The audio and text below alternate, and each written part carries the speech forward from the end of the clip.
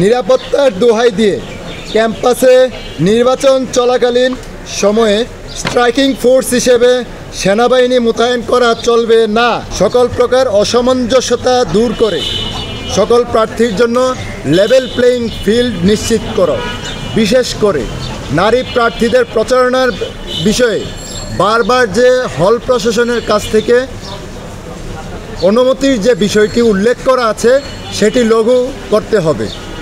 দাবি 2, ডাকসুর গঠনতন্ত্রের লক্ষ্য ও উদ্দেশ্য এর 2 এর ক ও খ এর সাথে সাংঘর্ষিক যুদ্ধাপরাধী ছাত্র সংগঠনের প্যানেল ও পতিত স্বৈরাচারের দূষরদের প্রার্থিতা বাতিল করতে হবে।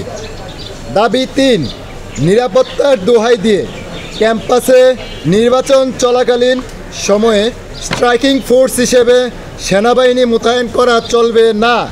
তার পরিবর্তে প্রয়োজনে নির্বাচন কমিশনের সহায়তায় দক্ষ লোক নিয়োগ দিতে হবে। দাবি 4, শিক্ষার্থীদের নিরাপত্তা নিশ্চিতে নির্বাচনের আগেই ক্যাম্পাসে বিদ্যমান যে নষ্ট হয়ে থাকা সিসিটিভি ক্যামেরাগুলো আছে সেই ক্যামেরাগুলো পুনরায় চালু করা এবং প্রয়োজনের ভিত্তিতে নতুন সিসিটিভি স্থাপন করতে হবে। এই 4টি দাবি আমাদের মূলত আজকের এখান থেকে আমরা জানাতে চাই।